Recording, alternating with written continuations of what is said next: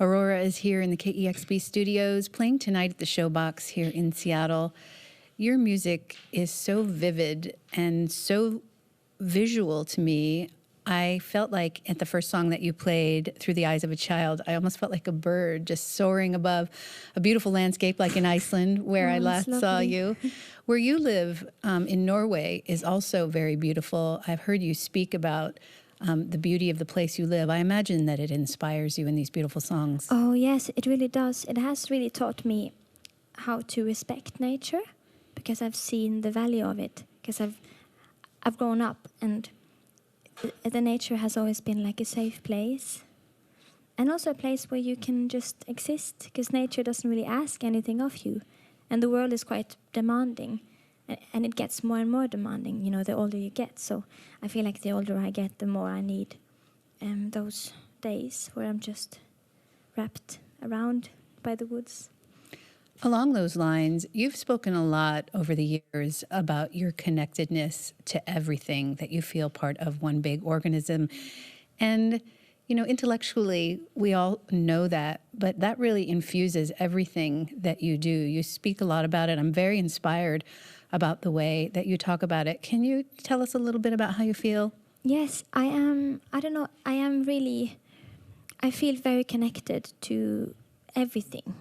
I feel very connected to the pain of people around me, to the pain of the animals and the pain of the planet, and the pain of the cultures in our past and the way we've treated, you know, each other. There is so much pain, you know, hidden. Of course, there are a lot of amazingly lovely stuff, but I feel very connected to every human out there, and I often take with me those emotions when I write music also, and I try to imagine what I can do that will connect with the world. Like I don't know, I try to make the music the world needs, or at least a few people I know, you know.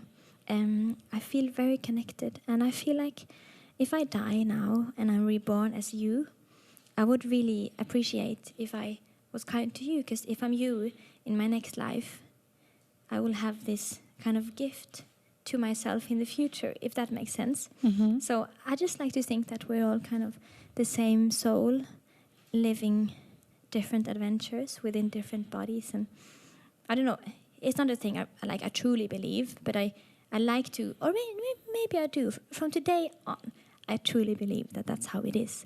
And I feel like, I don't know, we are quite disconnected in a time where we should be more connected than ever. And I think it's really important.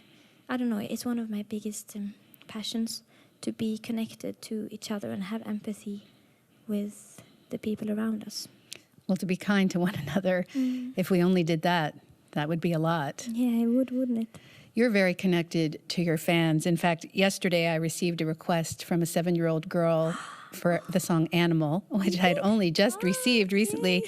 And she was actually listening from New York, and she's fallen in love with you. And I know that you have taken time to really connect with your fans, and they come in all ages. And you have said that the interaction that you had with your fans really inspired your most recent music that you've written. Oh, yes, it has. Because, you know, a few of the songs from my first album was inspired by, you know, the little things I knew about the world and about myself. I didn't have as much, you know, input as I do now.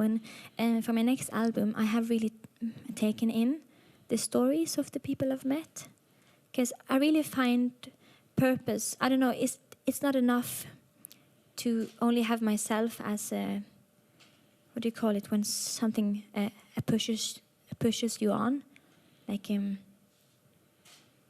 don't know, something that pushes you on, or another clever word for that phrase. But it's not enough to have only myself. So it really helps to have, you know, the people that I meet. To inspire you? Yes, inspire me, and it's really like a good motivation to keep going, and to, for example, have a show even though you're really tired and sick, because sometimes you are, but it really keeps me going to know that, you know, I am here for a reason. I don't know. I think it gives me a lot of comfort to know that I do something that is important. Well, you inspire so many of your fans. They would love to hear that they, in turn, inspire you and your music. They do a lot. They do, like their stories and the way they share the inner core of their hearts to me, often within like the first minute we meet, because they're already open. And I get to meet people in a very intense and beautiful way, where I, see the extreme things they're going through, or have been going through, the extreme, because it is an extreme sport to be a human, and I don't know, I feel very privileged. Mm-hmm. Is that the word? It is. I didn't like the way it tasted, but I feel very, privileged to get to know people in such a emotional way, and it inspires me a lot, because it's so important to speak about things. Words have so much power, so it's a really important thing. They really do. And you channel that emotion 1,000%, it feels like, in your live shows. I'm curious how the shows have evolved. I only got to see you for the first time in Iceland just a few months ago, and I felt like your show was absolutely exhilarating. I couldn't wait to see you live again. And as you've gotten comfortable on stage and you've played a lot of shows and toured a lot, how has that show evolved? Because you were just all over the room and all over the stage when you play, and you are lost in the music. Mm. Yeah, I definitely I think it took me about 2 years to enjoy being on the stage. The first 2 years of doing quite big festivals and a lot of touring, I didn't even like it, because it's not a natural thing for me to. I don't know, the attention thing is very strange. Mm-hmm. But it has evolved a lot. I don't think I opened my eyes one time the first year, and I usually stood in one place, and I moved my hands a lot, quite frantically, because I have so much energy when I sing, and I can feel like, it comes from like a different place, from the place of music. If it's this divine place, I get too much energy for my tiny human shape, and I didn't really know what to do with it. So it kind of made me kind of almost shake. But now I know where to put it out, and to the people in the crowd, and my eyes are open and my hands are open, and it feels very good. So it has evolved a lot. It's exciting. It's not been like this all the time. It does seem like you enjoy it now. I do. One thing it's clear that you enjoy is making the music, and what some people might not know is that you are intimately involved in producing all of these songs, all of your records, and from time to time you have people help you. But talk about this new record. I know the Infections of a Different Kind was meant to be a 2-step record, and you've released step 1, and now you have a new song, so it sounds like maybe step 2 is on the way. Step 2 is coming. It's sooner than you think, but later than you hope. I like that. And yeah, I actually made, it has a lot to say where you are when you make an album. You can really hear, the energy we had, at the place we were at. And so step 1 has a very different energy from step 2.